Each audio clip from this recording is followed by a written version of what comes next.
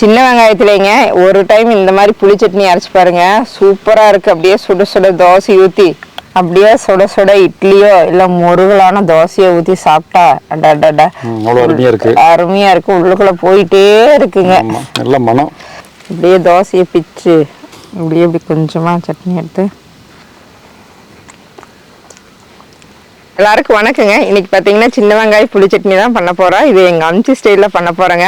நல்லா சின்ன வெங்காயத்தை பச்சையாக தொளிச்சு ஆட்டி எடுத்து நல்லா வாக்கணத்தில் தாளிச்சு கொட்டி இட்லி தோசையோட சாப்பிட்டா சும்மா அப்படி இருக்குங்க டேஸ்ட்டு. ஆமாம், இன்னைக்கு புளி சட்னி அரைச்சிடலாங்களா? வெங்காயம் தொளிச்சிடலாமா? இப்போ நம்ம சட்னிக்கு தேவையான அளவுக்கு சின்ன வெங்காயம் உரிச்சுக்கலாங்க. இந்த சட்னி வந்து ரொம்ப ஈஸிங்க. வெங்காயம் உரிச்சா சட்னி அரைச்ச மாதிரி ஒரு 4-5 பொருள் தான் அரைச்சிடலாம். இப்போ நம்ம சட்னிக்கு தேவையான அளவுக்கு சின்ன வெங்காயம் உரிச்சாச்சுங்க. கிட்டத்தட்ட ஒரு 150 கிராம் சின்ன வெங்காயம் இருக்குது. மாமானி சட்னி ஆட்டிடலாங்களா?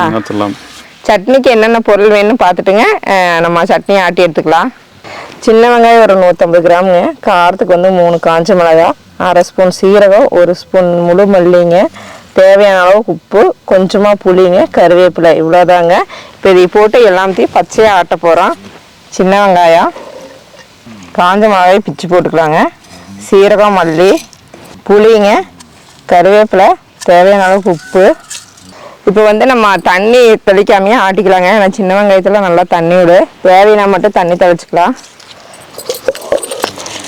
ஏங்கம்மா, நம்ம கல்லாட்டி ரொம்ப நாளாக போச்சு. எங்கனாலே வர முடியறது இல்லை. நிறைய பேர் கேட்கவே ஆரம்பிச்சிட்டிங்க, எங்க வீடியோ போடுறது இல்லை அப்படின்னு. ஏதோ ஒரு வேலைகள்ங்க, போட முடியறது இல்லை. இனிமேல் வீடியோ அப்டேட் பண்ணலாங்க. முடிஞ்ச அளவு அப்டேட் பண்ணலாமாம்மா.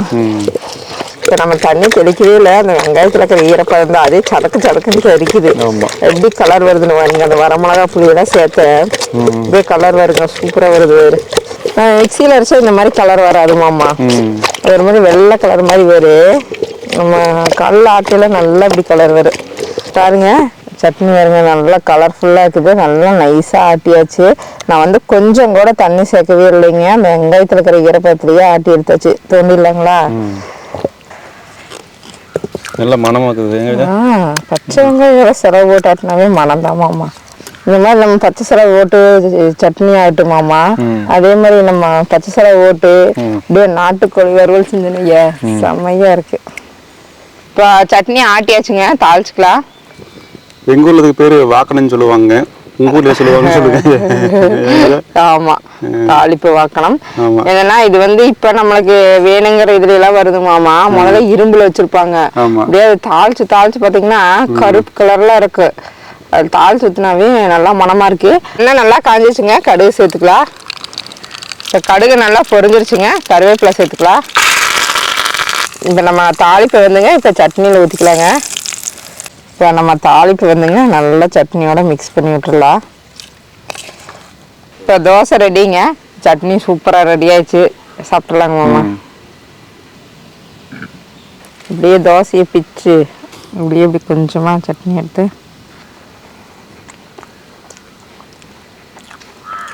செம்மையாக இருக்க மாட்டேங்குதுங்க. இது சூப்பராக இருக்கும். இந்த பச்சை வெங்காயத்து மணத்தோட அந்த கார புளிப்பெல்லாம் சேர்த்து சூப்பராக இருக்கும். சின்ன வெங்காயம் வந்து உங்களுக்கு பச்சையாக சாப்பிட்ற பிடிக்குன்னா ஒரு தாட்டி இந்த புளி சட்னி செஞ்சு பாருங்க, செம்மையாக இருக்குங்க. இந்த புளி சட்னி, சின்ன வெங்காய புளி சட்னி பிடிச்சிருந்தா, அந்த ரெசிபி பிடிச்சிருந்தா நீங்களும் ஒரு தாட்டி வீட்டில் சமைச்சு பார்த்துட்டு அதோட டேஸ்ட் எப்படி வந்துன்னு சொல்லுங்கள். உங்கள் சேனல் பிடிச்சிருந்தா மறக்காமல் சப்ஸ்கிரைப் பண்ணுங்கள், தொடர்ந்து ஃபாலோ பண்ணுங்கள். தேங்க்யூங்க. வாங்க வாங்க, வேலை ஒன்று வேற காணும். ஆமாம், அதான் பேர் வேலை ஒன்று கேட்குறாங்க.